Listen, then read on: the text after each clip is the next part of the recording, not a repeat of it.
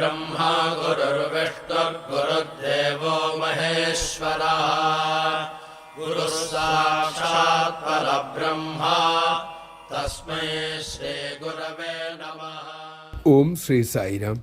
മന്ദിരത്തിൽ വിശേഷാൽ പരിപാടിയുള്ള ഒരു ദിവസം വിദ്യാർത്ഥികൾക്ക് അത് കാണുവാൻ അനുവാദവും കൊടുത്തു.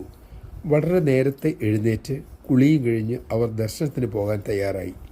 ഇതിനിടയിൽ ഒരു ജൂനിയർ വിദ്യാർത്ഥി മുതിർന്ന വിദ്യാർത്ഥിയെ കണ്ടു പറഞ്ഞു, ആ ജൂനിയർ വിദ്യാർത്ഥിയുടെ റൂംമേറ്റിന് കടുത്ത തലവേദനയാണ്. അത് കേട്ട് സീനിയർ വിദ്യാർത്ഥി പറഞ്ഞു, നീ പൊയ്ക്കോളൂ, ഞാൻ ഗുളിക കൊടുത്തിട്ട് വന്നോളാം. അങ്ങനെ ആ ചെറിയ വിദ്യാർത്ഥി പോയി. സീനിയർ വിദ്യാർത്ഥി അത്യാവശ്യം ജോലികൾ ചെയ്ത് കഴിഞ്ഞപ്പോഴത്തേക്കും ദർശനത്തിനുള്ള സമയം ആകാറായി. പ്രാതൽ ഉപേക്ഷിച്ച് അയാൾ ദർശനത്തിനോടി. തലവേദനക്കാരൻ്റെ കാര്യം ഓർത്തെങ്കിലും ദർശനം മുടങ്ങിയാലോ എന്ന് കരുതി മരുന്ന് പിന്നെ കൊടുക്കാം എന്ന് ചിന്തിച്ചു. അങ്ങനെ അയാൾ മന്ദിരത്തിലെത്തി. തലവേദനക്കാരനെ ശ്രദ്ധിക്കാത്ത പോകുന്നതിൽ കടുത്ത മനസാക്ഷിക്കുത്ത് അപ്പോൾ ആരംഭിച്ചു.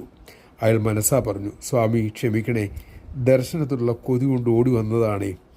ആ വിദ്യാർത്ഥിയുടെ കാര്യം നോക്കണേ, എൻ്റെ കടമ തെറ്റിച്ചതിൽ ക്ഷമിക്കണേ.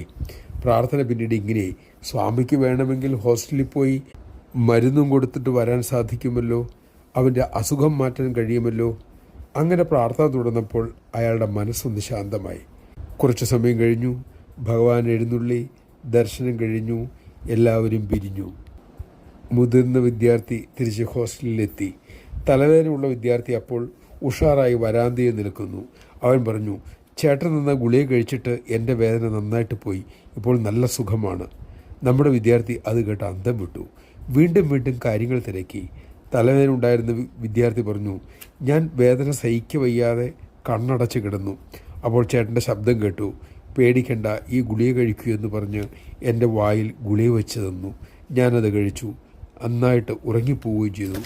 കണ്ണു തുറന്നപ്പോൾ പൂർണ്ണ സുഖം. അന്താളിപ്പോടെ മുതിർന്ന വിദ്യാർത്ഥി ചോദിച്ചു, ശരിക്കും നീ എന്നെ കണ്ടില്ലായിരുന്നുവോ? എൻ്റെ ശബ്ദം തന്നെയാണോ നീ കേട്ടത്? അതെ, താങ്കളുടെ ശബ്ദം തന്നെയാണ് കേട്ടത്. എന്തോ എനിക്കപ്പോൾ കണ്ണു തുറക്കാൻ തോന്നിയില്ല, അതുകൊണ്ട് ഞാൻ കണ്ടതുമില്ല. ജയ് സായിറാം. എപ്പോൾ, എവിടെ, ഏത് വിധത്തിലും ഭഗവാന് വരാനാകും, നമ്മളെ തുണയ്ക്കാനും സാധിക്കും.